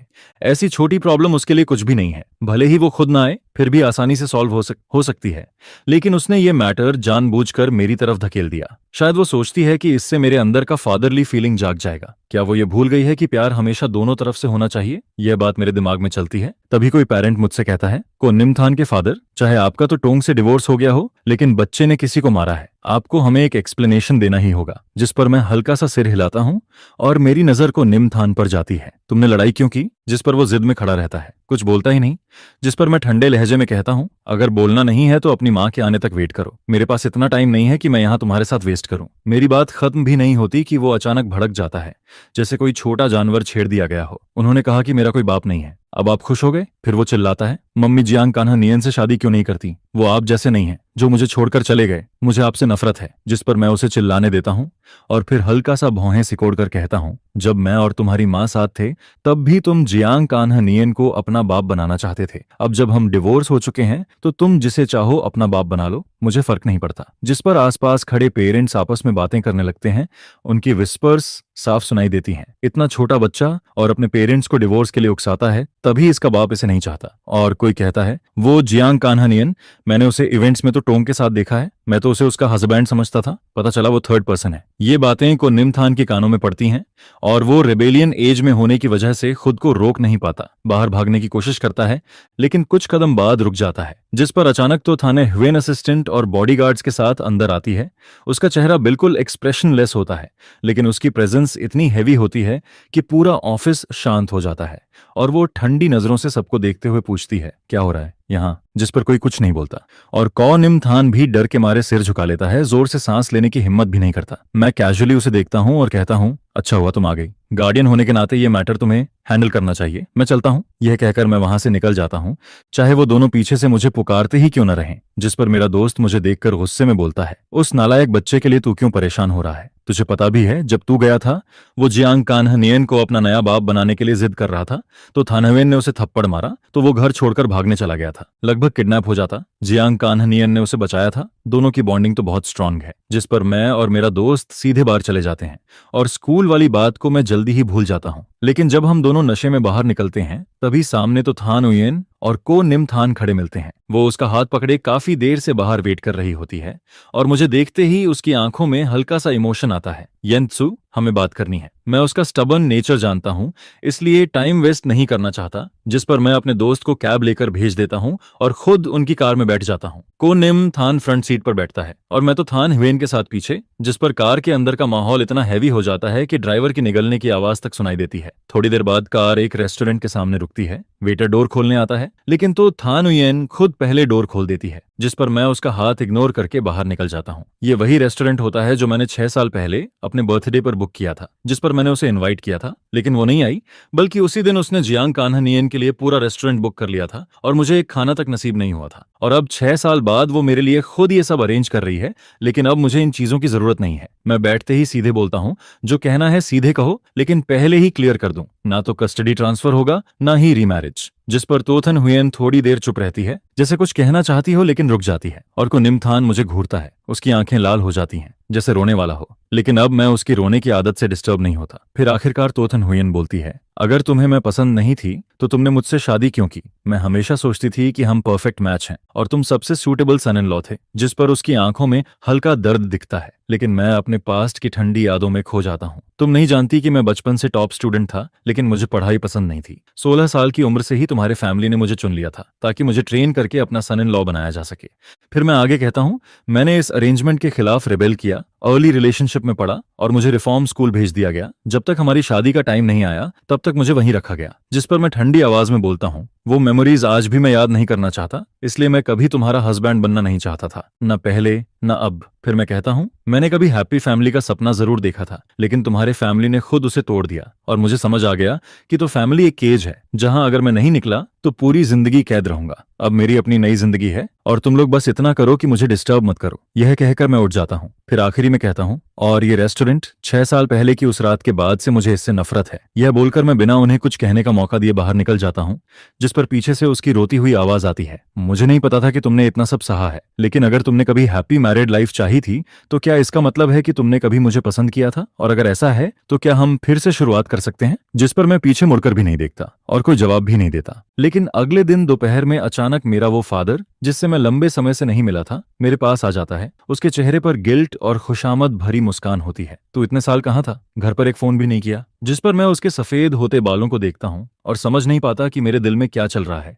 जो आदमी पहले मुझे कंट्रोल करता था आज वही मेरे सामने झुकता दिखता है और मुझे एहसास होता है कि मेरा पास्ट उतना अजेय नहीं था जितना मैं समझता था। फिर मैं ठंडे लहजे में कहता हूँ, कुसर, जो कहना है सीधे कहिए, घुमा फिराकर बात करने की जरूरत नहीं है। वो आदमी शायद ये एक्सपेक्ट नहीं करता कि मैं इतने शार्प टोन में बात करता हूँ। जिस पर उसके चेहरे की स्माइल एकदम स्टिफ हो जाती है और वो अपने एक्सप्रेशन को संभाल भी नहीं पाता। बाप इस बार आता है तो कहता है, कोई खास काम नहीं है, बस ये सोचकर आया हूं कि तू इतने सालों से घर नहीं आया, तो क्या अब घर आकर एक बार साथ खाना खा सकता है? जिस पर वो आगे बोलता है कि आजकल सुबॉस हमारे घर पर काफी ध्यान दे रही है और वो क्लियरली देख पा रहा है कि उसके दिल में अभी भी मेरे लिए फीलिंग्स है। फिर वो कहता है कि पहले जब डिवोर्स हुआ था तब मैंने परिवार से बिना बात किए ही फैसला ले लिया और इस बार जब मैं वापस आया हूं तो क्यों ना दोनों परिवार बैठकर बात करें। जिसके साथ वो ये भी याद दिलाता है कि जब मैं 16 साल का था तभी से मेरा मैरिज सुटोंग के साथ तय कर दिया गया था। ये सुनकर मैं उसकी बातों का हिडन मतलब समझ जाता हूँ। जिस पर मेरी स्माइल और भी कोल्ड हो जाती है और मैं पूछता हूँ, क्या वो ये कहना चाहता है कि मैं और सू चिंगशुआन फिर से शादी कर लें? जिस पर गूफ फादर तुरंत सिर हिलाता है और उसकी वो चालाक आंखें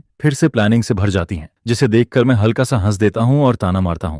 इस बार सो फैमिली ने उसे क्या फायदा देने का प्रॉमिस किया है, रिसोर्सेज, कोऑपरेशन या फिर कोई प्रोजेक्ट? फिर मैं साफ कहता हूं कि अगर गू फैमिली सिर्फ अपने बेटे को बेचकर ही सरवाइव कर सकती है तो बेहतर है वो जल्दी से बैंकरप्ट होकर बंद हो जाए। मेरी ये बात सुनकर उसके चेहरे की स्माइल पूरी तरह गायब हो जाती है और वो गुस्से में बोलता है कि कुछ साल बाहर रहकर मैं काफी टफ हो गया हूं और अब अपने बाप से ऐसे बात करता हूं। जिस पर वो और गुस्से में कहता है कि अगर किसी बेकार इंसान ने फेंग मेई को ये ना बताया होता कि उसने मुझे उस एकेडमी में भेजा था तो सो चिंगशुआन अचानक इन्वेस्टमेंट विड्रॉ नहीं करती और एक ही रात में गू कंपनी की मार्केट वैल्यू आधी नहीं गिरती। इसके बाद वो जबरदस्ती कहता है कि आज चाहे कुछ भी हो मुझे उसके साथ जाकर सु चिंगशुआन से मिलना ही पड़ेगा, और ये बोलते हुए वो मेरा हाथ पकड़ने की कोशिश करता है लेकिन मैं उसका हाथ झटक देता हूं। हालांकि फिर भी उसके साथ जाने के मान जाता हूं क्योंकि गु फैमिली का ये सड़ा हुआ हिस्सा अब खत्म करना जरूरी हो गया था। 1 घंटे बाद सु हाउस के मेन हॉल में मैं फिर से सु चिंगशुआन को देखता हूं और गु डियानशेन उसके पास बैठा होता है, लेकिन मैं उन्हें इग्नोर करता हूं और जाकर एक जगह बैठ जाता हूं। जिस पर सु चिंगशुआन थोड़ी देर सोचती है और फिर बोलती है, गुयांसी आज मुझे यहाँ क्यों बुलाया है? लेकिन फिर खुद ही कह देता हूं कि उसे कुछ कहने की जरूरत नहीं है क्योंकि मेरे लिए उसका न होना ही सबसे अच्छा है। ये सुनकर उसकी आंखों में हल्की सी टूटन दिखाई देती है और वो कुछ देर चुप रहने के बाद धीरे से बोलती है कि वो मुझे फोर्स नहीं करना चाहती, लेकिन उसकी बात पूरी होने से पहले ही गुफादर बीच में बोल पड़ता है। वो मुस्कुराते हुए एक एक्सपेंसिव वाइन निकालकर टेबल पर रखता है और बड़े एंथुजियम से सु चिंगशुआन और उसकी मां को ऑफर करता है कि वो इसे टेस्ट करें। फिर वो मेरी तरफ इशारा करते हुए कहता है कि येंसी बचपन से ही स्टबन रहा है लेकिन उसने उसे डांट दिया है और इस बार जब वो वापस आया है तो वो सु बॉस के साथ अच्छे से रहेगा। जिस पर वो और आगे कहता है कि क्यों न किसी अच्छे दिन को चुनकर फिर से शादी अरेंज कर दी जाए, और ये कहते हुए वो सु चिंगशुआन के लिए ग्लास में वाइन भर देता है। शायद उसकी नजर में मैं हमेशा से सिर्फ एक टूल रहा हूं जिसे वो अपनी कन्वीनियंस के हिसाब से यूज करता है और मैं कभी भी एक इंडिपेंडेंट इंसान नहीं था। लेकिन तभी अचानक गीबी हाउस का मेन डोर जोर से खुलता है और कुछ बॉडीगार्ड्स अंदर आते हैं, जिनके पीछे एक आदमी आता है जो ऑफिशियल कोट पहने होता है। वो आते ही सख्त आवाज में कहता है कि ये कौन सा जमाना है जो अभी भी अरेंज्ड मैरिज को जबरदस्ती लागू किया जा रहा है, और फिर वो गुस्से में कहता है कि कैसे हिम्मत हुई कि मिनिस्ट्री ऑफ फॉरेन अफेयर्स के किसी इंसान को यहाँ लाकर जबरदस्ती किया जाए। जिस पर पूरे गु फैमिली का माहौल एकदम फ्रीज हो जाता है और गुफादर तुरंत आगे बढ़कर उसे खुश करने की कोशिश करता है, लेकिन वो बुजुर्ग ठंडे स्वर में उसे घूरता है। वो साफ कहता है कि 1950 में ही फोर्स्ड मैरिज को खत्म कर दिया गया था और आज वो खुलेआम मिनिस्ट्री के एम्प्लॉई को फोर्स कर रहा है, जो कानून का सीधा अपमान है। उसकी ये 2-3 लाइनें ही सबको शॉक कर देती हैं और जो लोग मुझे पहले सर्वेंट समझते थे वो भी अब हैरान होकर उसे देखते रहते हैं। गुफादर कंफ्यूज्ड होकर कहता है कि यहाँ कोई मिनिस्ट्री का इंसान नहीं है और वो इसे फैमिली डिनर बता देता है, लेकिन बुजुर्ग उसकी बात इग्नोर करके मेरी तरफ देखता है और मुस्कुराते हुए बुलाता है, यांसी यहाँ आओ। ये देखकर गू फादर और भी कंफ्यूज्ड हो जाता है और पूछता है कि क्या उसने गलत इंसान को पहचान लिया है, क्योंकि उसका बेटा तो कॉलेज भी नहीं गया और वो मिनिस्ट्री का इंसान कैसे हो सकता है। लेकिन उसकी बात पूरी होने से पहले ही बॉडीगार्ड्स उसे पकड़ लेते हैं, जिस पर मैं सबकी शॉक्ड नजरों के बीच खड़ा होता हूं और उस बुजुर्ग के पास जाकर माफी मांगता हूं कि मेरी फैमिली प्रॉब्लम की वजह से उन्हें यहां आना पड़ा। मैं बताता हूं कि जाने से पहले मैंने अपने एक दोस्त को मैसेज किया था जो मिनिस्ट्री में काम करता है, और ये बुजुर्ग उसी डिपार्टमेंट के फॉर्मर लीडर हैं जिनसे मेरी पहले मुलाकात हो चुकी है। जिस पर वो कहते हैं कि मैं मिनिस्ट्री का एक एक्सीलेंट मेंबर हूं, कम उम्र में ही 5 लैंग्वेजेस में एक्सपर्ट हूं और मेरी वर्किंग एबिलिटी भी आउटस्टैंडिंग है, इसलिए वो मेरी लीव खत्म करके मुझे जल्दी वापस बुलाना चाहते हैं। जिस पर मैं तुरंत कहता हूं कि मुझे कोई प्रॉब्लम नहीं है क्योंकि मैं खुद भी वापस काम पर जाने के लिए ईगर हूं। फिर वो सिर हिलाते हैं और उसी समय एक होंग की कार गु हाउस के गेट में एंटर करती है, जिसके पीछे कुछ पुलिस कार्स भी आती हैं। मैं उन्हें कार में बैठाता हूं और जैसे ही डोर बंद करता हूं पुलिस कार से कुछ लोग उतरते हैं और गू फादर के पास जाकर अपना बैज दिखाते हैं। वो कहते हैं कि इन्वेस्टिगेशन में पाया गया है कि जिस जगह पर उसने पहले मुझे भेजा था वहां इल्लीगल एक्टिविटीज होती थी, इसलिए उसे उनके साथ चलकर इंक्वायरी फेस करनी होगी। जिस पर गू फादर चिल्लाता है कि उसने कुछ नहीं किया, लेकिन कोई उसकी बात नहीं सुनता और पूरा फैमिली डिनर यहीं खत्म हो जाता है। मैं भी लीडर के साथ जाने के लिए कार में बैठने ही वाला होता हूं, तभी पीछे से एक आवाज आती है, पापा। जिस पर मेरा हाथ कार के डोर पर रुक जाता है और लीडर मेरी तरफ देखकर सिर हिलाता है, जैसे कह रहा हो कि डिप्लोमेट की जॉब में फैमिली से मिलने के मौके कम मिलते हैं, इसलिए जो बातें करनी है जल्दी कर लेनी चाहिए। इसके बाद वो कार में बैठकर चले जाते हैं और मैं मुड़कर सु चिंगशुआन और गू डायशेन को देखता हूं, जहां वो बच्चा अपनी माँ का हाथ पकड़कर मुझे आंसू भरी आंखों से देख रहा होता है। वो बच्चा खुद को रोकने की कोशिश करता है, सिर उठाता है जैसे किसी तरह अपने आंसू गिरने से रोक रहा होता है, जिस पर वो कांपती आवाज में कहता है, क्या पापा सच में मेरे पापा नहीं बनना चाहते? क्या पापा सच में मुझे नहीं चाहते? गुनयानसन अपने होंठ जोर से दबाता है, जैसे उसके लिए बोलना बहुत मुश्किल हो रहा है। फिर वो धीरे धीरे कहता है कि इन सालों में वो और उसकी माँ दोनों ही मुझे बहुत मिस करते रहे हैं, और वो अक्सर अपनी माँ को स्टडी रूम में मेरी फोटो को देखते हुए खोए हुए देखता है। और जो बातें उसने पहले कही थीं, वो इसलिए क्योंकि वो समझदार नहीं था, जिसके साथ वो पूछता है, क्या मैं उसे माफ कर सकता हूँ? उसे देखकर मेरे दिल में हल्का सा दर्द उठता है, क्योंकि आखिर वो मेरा ही बेटा है और उसके लिए कुछ फील न करना नामुमकिन होता है। लेकिन अब मैं भले ही सब कुछ छोड़ चुका हूं, फिर भी अपने पुराने दोस्त की जगह लेकर उसे माफ नहीं कर सकता, जिस पर मैं शांत और नरम नजरों से उसकी तरफ देखता हूं। मैं कहता हूं कि हमारे साथ बिताया गया समय बहुत कम था। उन 3 सालों में भी 1 साल ऐसा था जब उसे दुनिया की सही समझ नहीं थी, लेकिन फिर भी मैं हर दिन उसे गोद में उठाता था, उससे लगातार बातें करता था, हालांकि उसे शायद कुछ भी याद नहीं है। फिर धीरे धीरे जब उसने दुनिया को समझना शुरू किया, तो उसके अंदर गलत सोच बनने लगती है, और मेरे उसके पिता होने से ज्यादा वो किसी और को अपना पापा बुलाना चाहता है। भले ही वो उस समय एक मासूम बच्चा था, लेकिन उस पल मेरा दर्द बिल्कुल रियल था, जो कभी फेक नहीं था। इसके बाद के 6 सालों में मैं उसकी जिंदगी में मौजूद नहीं था, और मैंने उसकी अपब्रीडिंग में भी कोई रोल नहीं निभाया, जिस पर सच कहूं तो मुझे उसे डांटने या सिखाने का कोई हक नहीं है। लेकिन फिर भी आज मैं उसे एक बात समझाना चाहता हूं कि भले ही वो बच्चा है, लेकिन सिर्फ बच्चा होना कोई एक्सक्यूज नहीं बनता, और गुनयंशन की ये गलती माफ करने लायक नहीं है। मेरी बात खत्म होते ही पीछे से एक दर्द भरी चीख सुनाई देती है, पापा मुझे माफ कर दो। मेरे कदम एक पल के लिए रुकते हैं, लेकिन फिर भी मैं नहीं रुकता, चाहे लोग मुझे कोल्ड कहें या इररिस्पॉन्सिबल, मुझे फर्क नहीं पड़ता, क्योंकि मैंने उसे पहले ही सबसे अच्छा स्टार्टिंग पॉइंट दे दिया है। वो सु चिंगशुआन के साथ रहकर सबसे अच्छी एजुकेशन और केयर पाता है, और उसे कभी प्यार की कमी नहीं होती, जिसके साथ उसका फ्यूचर भी तय है, जहां वो एसयू ग्रुप को इनहेरिट करता है, और जो कुछ उसे मिलता है वो उसकी इमेजिनेशन से भी ज्यादा होता है। ये सोचकर मेरे होंठों पर हल्की सी राहत भरी स्माइल आ जाती है, और मेरे कदम और तेज हो जाते हैं। कुछ समय बाद जब मैं वापस लौटने वाला होता हूं, तब सु चिंगशुआन मुझे एयरपोर्ट पर छोड़ने आती है, और इस बार वो मुझसे दोबारा शादी के बारे में कुछ नहीं पूछती, बस चुपचाप मुझे देखती रहती है। फिर वो धीरे से कहती है, यान्सी, अगर सब कुछ फिर से शुरू हो सकता तो वो मुझे अच्छे से चेरिश करती, सच में मुझसे प्यार करती, न कि अब की तरह जहां सब खो देने के बाद पछतावा ही बचता है। वो कहती है कि उसे हमेशा लगता था कि मैं उसके पास ही रहूंगा, लेकिन उसने कभी ये नहीं सोचा कि उसके एक्शंस मुझे कभी खुश नहीं करते। फिर वो धीरे से कहती है, यान्सी, वो सच में सॉरी है। मैं उसे कोई जवाब नहीं देता, बस फ्लाइट डिस्प्ले की तरफ देखता हूँ और याद करता हूँ कि पिछली बार भी वो मुझे छोड़ने आई थी, लेकिन तब हम ठीक से गुड बाय भी नहीं कह पाए थे, जिस पर मैं कहता हूँ, सु चिंगशुआन, इस बार हम सही तरीके से गुड बाय कहते हैं। लेकिन वो कुछ कहने की कोशिश करती है और रुक जाती है। मैं उसके सामने खड़ा होकर अपने आर्म्स खोल देता हूं और कहता हूं कि इतना सैड मत हो, मैं अभी भी उसका एक ओल्ड फ्रेंड हूं जो उसे समझता है, तो एक हग हो जाए। मेरी बात पूरी होने से पहले ही वो मुझे जोर से गले लगा लेती है और उसका फेमिलियर सेंट मुझे घेर लेता है, जिस पर वो मुझे बहुत कसकर पकड़ती है, इतना कि मेरी सांसें भी भारी होने लगती हैं। मैं हल्का सा साई करता हूं और उसकी बैक को धीरे से थपथपाता हूं, लेकिन उसके कंधे कांपते रहते हैं, जिससे उसकी हालत साफ समझ आती है। फिर मैं धीमी आवाज में कहता हूं कि अगर उसे कोई सही इंसान मिले तो वो नई शादी कर ले और उस इंसान के साथ अच्छा व्यवहार करे, जिस पर सु चिंगशुआन सिर हिलाते हुए मना कर देती है और उसकी एक ठंडी आंसू की बूंद मेरी गर्दन पर गिरती है, जिसे महसूस करके मैं सोचता हूं कि किस्मत कभी कभी इंसानों के साथ अजीब खेल खेलती है। मैं हमेशा सोचता था कि उसके दिल में मेरे लिए कोई फीलिंग नहीं है, इसलिए मैं बिना पीछे देखे चला गया और मुझे लगा था कि मेरा जाना सबके लिए सबसे अच्छा फैसला है। लेकिन आखिर में ये सब एक मिसड चांस बन जाता है। शायद ये रिलेशनशिप उसके लिए भी एक रिग्रेट बनकर रह जाता है, जिस पर वो मेरे कान के पास आकर धीमी आवाज में कहती है कि उसे बहुत दुख है, क्योंकि उसने पहले कभी मुझे ऐसे दिल से हग नहीं किया था। उस पल मेरी आंखें भी हल्की गर्म हो जाती हैं, लेकिन फिर मैं हल्की स्माइल के साथ कहता हूं कि अब ये सब मायने नहीं रखता और हमें आगे बढ़ना चाहिए, पीछे मुड़कर नहीं देखना चाहिए। जिस पर वो मेरा हाथ पकड़ती है और मेरी आंखों में देखकर कहती है कि वो दोबारा शादी नहीं करेगी और न्यानशेन का सिर्फ एक ही पापा रहेगा, क्योंकि वो जानती है कि अतीत ने मुझे बहुत हर्ट किया है।